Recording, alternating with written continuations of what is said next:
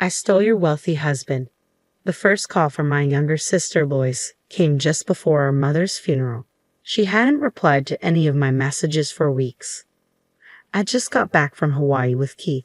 I brought you some chocolate souvenirs. Furious at her insensitivity, I lost my temper and yelled at her in front of everyone. You can keep my husband. Just get to the funeral already. Lois, stunned by my outburst, could only manage a confused "what?" from the other end of the line. I gave her the address of the funeral home and hung up, seething. Knowing she'd try to call back, I turned off my phone, took my seat in the family section, and tried to compose myself. My name is Emily, and I just turned 38. Growing up in a family of 4, my parents, my younger sister, and myself, I often felt the weight of being the eldest. My sister Lois, who is 6 years younger, was always the favorite. With her charming looks, she had a knack for getting her way. Whenever Lois wanted something, she would flash an irresistible smile and say, "Emily, I want this," and I would almost always give in. Unfortunately, this dynamic didn't change as we grew older, making Lois an extremely troublesome sister. 8 years ago, our father passed away after a long illness. 6 months ago, our mother was diagnosed with a terminal illness and had been in and out of the hospital since. 2 years ago, I married Keith, a senior colleague from work, and moved into an apartment near my office. Despite the distance, I spent the last 6 months commuting an hour each way to care for my ailing mother while managing my job. Lois had returned home and left her job a year ago following a breakup with her then boyfriend. Despite this, she continuously deferred caregiving duties to me, claiming I was better suited for it. Eventually, I took a month off work to care for our mother. Despite my efforts, she passed away 2 days ago. And where was Lois during this time? She had left for Hawaii a week earlier. I pleaded with her to stay, but she disregarded my pleas and went ahead with her plans. At the funeral, following the priest's final words, friends and family began to offer their condolences. It was a tribute to my mother's kindness that not only relatives but also many of her friends had gathered to mourn. Several colleagues from my workplace were also present. "I'm sorry for your loss," they offered. "Thank you. I truly appreciate your support in granting me the time to be with my mother during her final days." He's my father-in-law, the company president. Throughout this difficult time, he's shown exceptional understanding and support. But where's Keith? I haven't spotted him around. He's been on a business trip overseas since last week, and I haven't been able to reach him. I understand. I'll inquire with the sales manager about his whereabouts. Due to the size of the company he oversees, Keith and I work in different departments. He's heavily involved in sales and often laments about his demanding schedule filled with frequent business trips. While I tried to be understanding of his absence during this challenging period, I couldn't shake off the anxiety of managing everything alone, especially without being able to reach him or my sister Lois. Meanwhile, my father-in-law made a heartfelt effort to attend the funeral, his presence offering immense support that nearly moved me to tears. Gratitude swelled within me as we rode to the crematory in the limo with the rest of the family. Upon switching my phone back on, I half hoped for a message from Keith. Instead, I was taken aback by the flood of nearly 30 voicemails, most of them from Lois. "Answer your phone. You can't just fabricate absurd lies because you're upset that I'm with Keith now." Her voice echoed through the phone, filled with anger. She took Keith from me. Did she mention something like that during her call before the funeral? I was too overwhelmed with managing the guests to fully grasp what she was implying. Lois and Keith having an affair? It couldn't be true. I felt a surge of shock and agitation. Was Keith really on a trip with her? It seemed unbelievable. Rushing to check the voicemail, I found several messages from my husband. "I'm deeply sorry, but you're a resilient woman. You can handle this on your own, but Lois, I need to stand by her. So let's end things."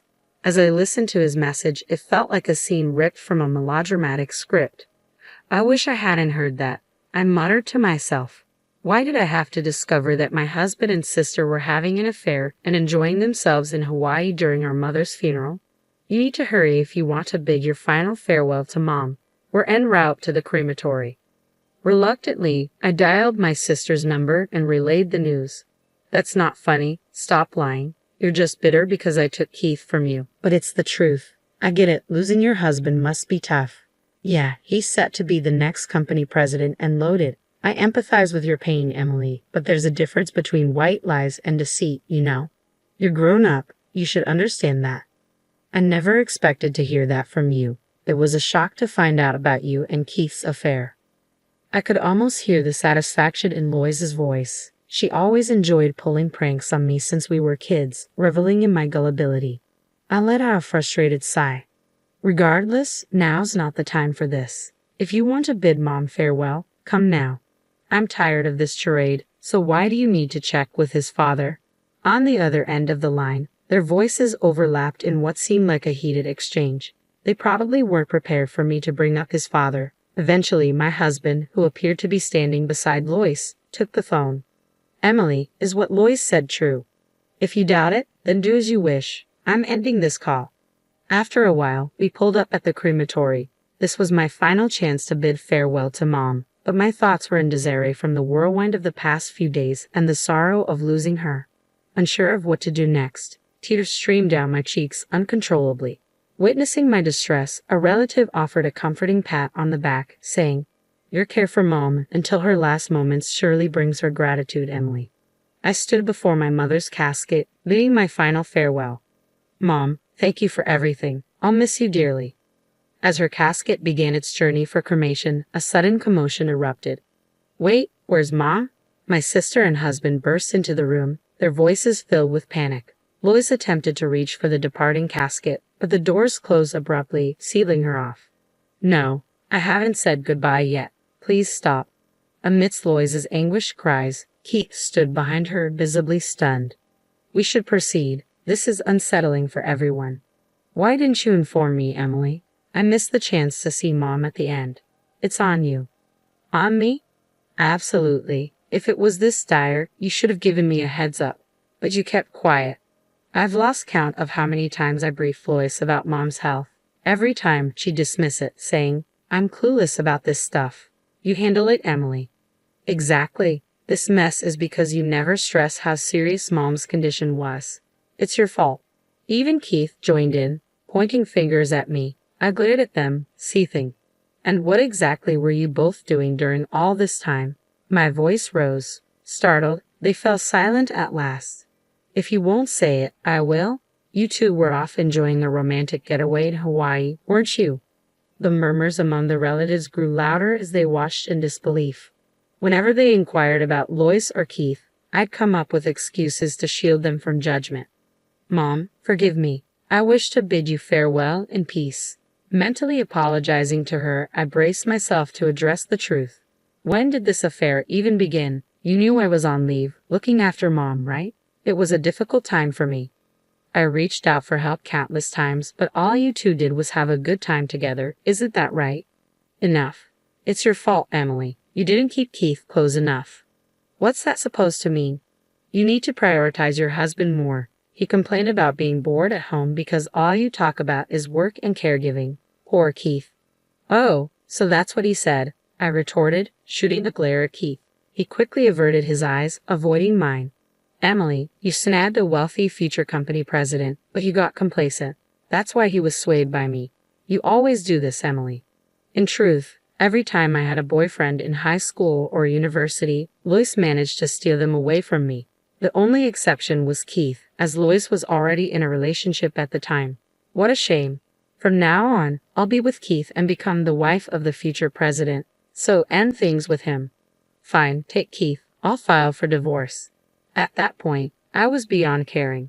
When I decided to marry Keith, I had no clue about his family background. He was initially working at a regional branch before transferring to headquarters in my department. Keith was charismatic, sociable, and effortlessly won everyone over, quickly becoming an integral part of the team. As we grew closer, I developed feelings for him, and when he proposed, I joyfully accepted. It wasn't until I visited his parents' home that I discovered his father was the president of the company where I worked. It came as a genuine surprise. "So promise me, don't come back later begging to avoid a divorce." "I won't." "You're certain about leaving me?" "Yes, I am."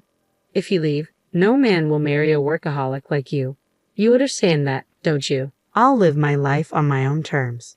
But for today, please bid Mom a proper farewell. Keith and Lois exchanged smug glances as if they had triumphed. Relatives frowned, observing the tension. I apologize for the unpleasantness, I said, regretting the scene. As I apologized to my relatives, I heard Lois whisper, "Always the goody two-shoes. I can't stand it.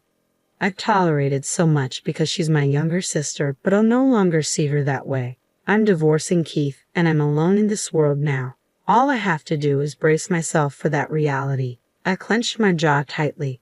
2 weeks have elapsed since then. I've packed up my belongings from the apartment and settled into a new condo near the office. I've even listed my parents' house for sale. There's nothing tying me to the past anymore. As I moved out, Lois moved in with Keith. Our divorce papers have been finalized and filed. I'm sure they're happily starting their married life together now. Well, I've finished sorting through Mom's paperwork. Now it's time for payback. "Watch over me, Mom," I said with a smile, gazing at her portrait, envisioning the events to unfold. "Enjoy your honeymoon phase while it lasts. You too." The following day, while I was at the office for my job reinstatement, my phone buzzed with a flurry of voicemail notifications. "Hey, what's the deal? We're divorced, right? Why am I being slapped with a $30,000 bill?" Concerned they might show up uninvited, I suggested meeting at a nearby diner. As soon as we began conversing, Keith erupted in a fit of rage, his voice booming with fury. "I received a legal document from a lawyer. What's this about? We're already divorced, aren't we?" "Exactly. I'm not sure." I had tasked a lawyer with claiming $40,000 from Keith as my share of the property and $30,000 from Lois for her portion of our mother's medical care expenses. The documents must have been delivered to their address. It's something they should have anticipated, but it seemed they hadn't. I felt exasperated. "You just need to settle what you owe." "That's unfair. And don't think you can get away with what you've done. I've endured significant emotional distress. Should I sue you for that too?" "Emotional distress? You cheated, plain and simple, so pony up." They fell silent, likely realizing they couldn't argue with the law. Then, after a pause, Lois turned her gaze on me. "So, Emily, it's all about money for you in the end. Fine, let Keith foot the bill. With a loan from my dad, we can easily cover the $70,000. Keith, I know you're not exactly flush. Lois, are you really okay being with a broke guy? Keith will be the president soon. Then he'll have money. Just need a bit of patience." "Oh, Lois, you're after the money too, aren't you?" "No, I've got plenty of love. Dad's been talking about retiring at 65 for ages. So, in 2 years, I'll take over as president." "Seriously, that'd be something." "Absolutely. I'm the only son, after all." We'll see." I couldn't help but burst into laughter. "Can you believe this? Is she losing it?" My sister's voice chimed in. But the real act of revenge I had planned was only just beginning. "Keith, you've been absent from work for quite some time," citing the family funeral as the reason, correct? "Well, my mother-in-law is family too." "True, but the company is aware of what you've really been up to." "Huh. Are you aware that your father attended Mom's funeral?" I intentionally withheld this information from Keith and Lois, leading Keith to believe that his father was unaware of the situation. "I've informed the company and your father, the president, that you lied about taking family leave for caregiving and instead went to Hawaii with your mistress." "Oh, that was you. You never did any caregiving at all. You have the nerve to act so boldly. And you've taken time off work with Lois on several of your business trips, haven't you?" "I've reported that too." "How did you find out?" "Lois has been posting photos on social media, detailing where and when she went out. There were a few pictures with you in them. Quite shocking." Huh? You knew about my social media? It's the same account you've had since high school. Naturally, I'd be aware." Lois appeared uneasy, and Keith was caught off guard by my revelation. "Wait, does Dad really know everything? Just as my mother was family to you, your father regarded her as family too. Naturally, he'd be informed about the family funeral, as protocol dictates it should be reported to the company. Even following the funeral, he showed concern for me and reached out multiple times. Consequently, I relayed all the recent events to him. He's quite furious. Furthermore, he made it clear that he has no intention of appointing you as the next president." But I'm his son." He mentioned he doesn't recall ever stating that our company follows a principle of hereditary succession. Additionally, he instructed me to convey that he has no use for a son who would engage in such disloyal behavior. Ha! So Keith isn't going to be the president.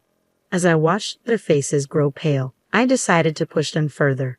And to add, I'll be assuming the role of president next month. Ha!